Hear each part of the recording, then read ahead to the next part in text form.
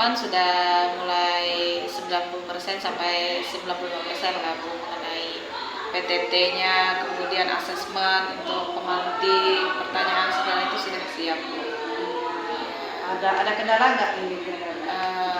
Kalau kendala nggak ada sih Bu, mungkin kita lebih ke siswanya aja mungkin. Biasanya siswa ini kalaunya tidak dikasih pemantik mereka nggak aktif gitu. Nah jadi kita harus kasih asesmen dulu, kayak kuis dulu gitu, biar ada timbal balik dari mereka gitu. Ada kolaborasi juga ya. Oke, tujuan pembelajarannya apa nanti Bu?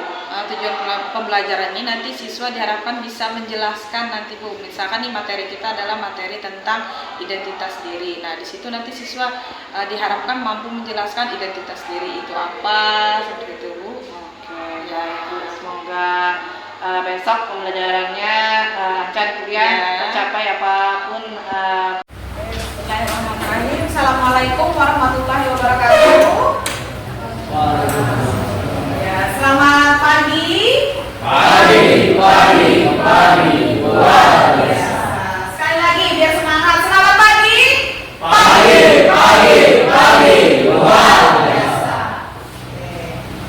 Pertama kita memasuki materi yang selanjutnya ya. Materi yang kemarin sudah kita bahas. Materi yang selanjutnya, sebelum kita masuk materi, alangkah baiknya kita berdoa terlebih dahulu. Silahkan bikin doanya.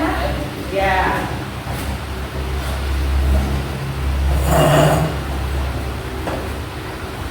Baik, saya akan memimpin doa untuk agama kita masing-masing. Tuhan Yesus, yang kami mau belajar, bimbinglah kami supaya kami dapat belajar dengan baik. Terima kasih Tuhan Yesus, amin.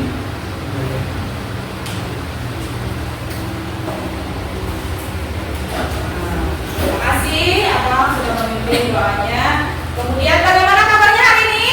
Baik. Alhamdulillah masih bisa bertatap muka kembali kita ya dalam keadaan sehat walafiat. Kemudian untuk ini Ibu absen dulu ya. Siapa siswa atau teman kalian yang gak hadir? Rahel.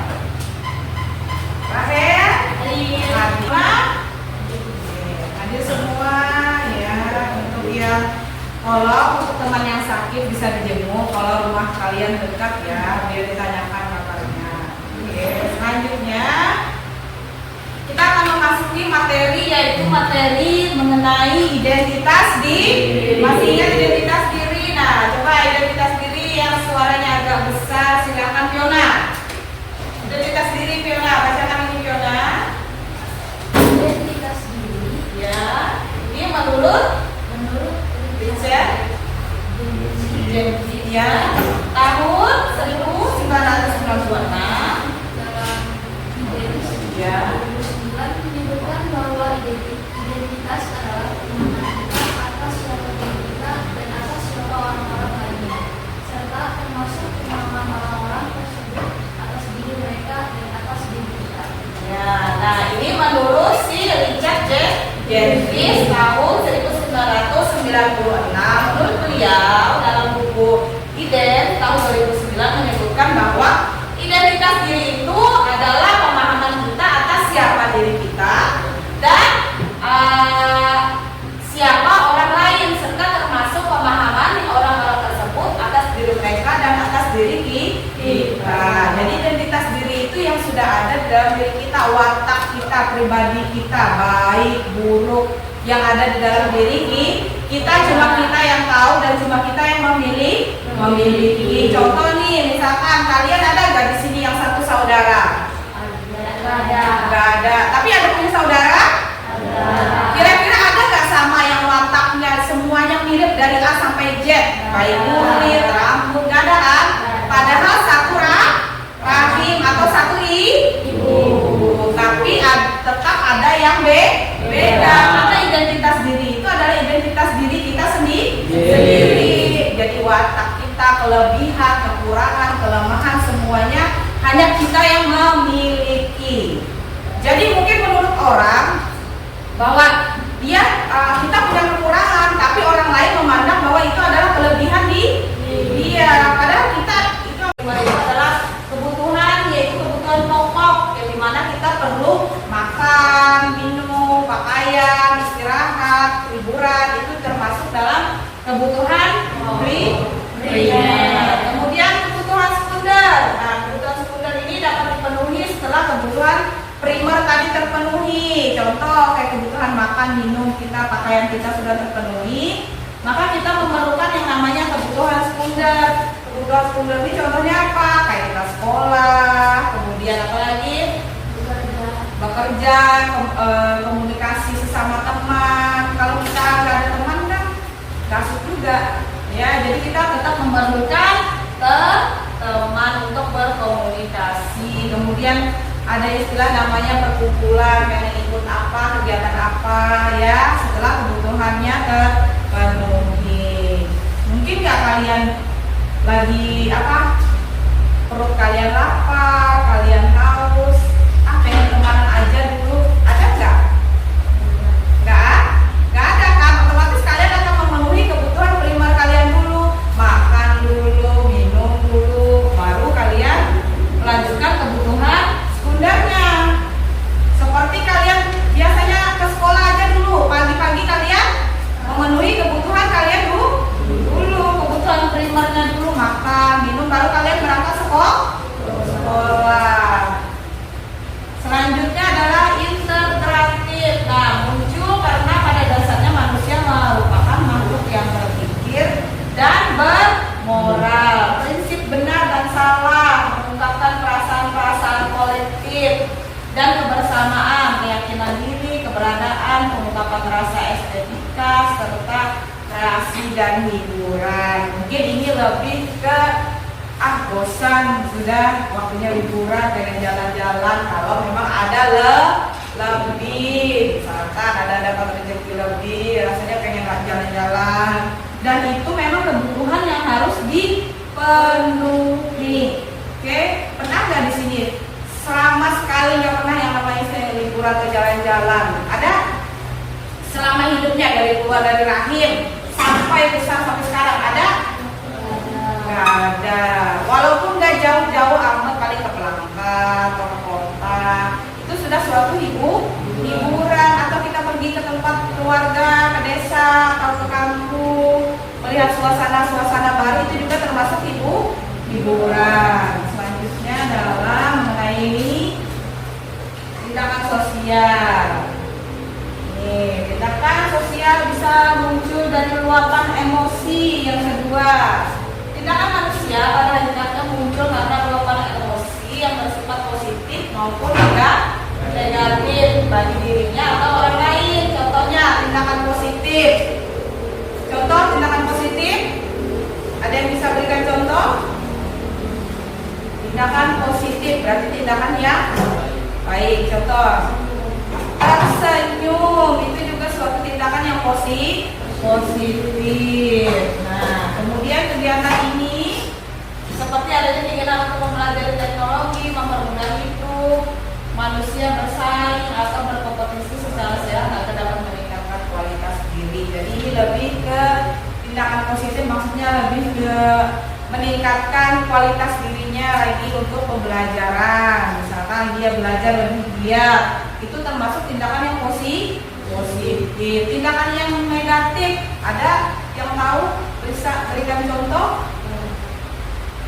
Contoh tindakan negatif. Kalau tindakan positif tadi kan berikan senyuman, bisa belajar lebih giat, termasuk tindakan positif. Apa? Rahel? Bu, tindakan negatif berarti tindakan yang buruk.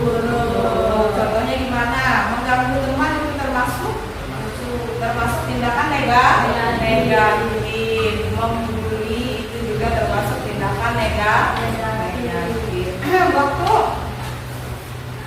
Waktu berapa? 12. Oke, selanjutnya yang ketiga adalah tindakan manusia merupakan implementasi dari ciri kebudayaan yang dianut.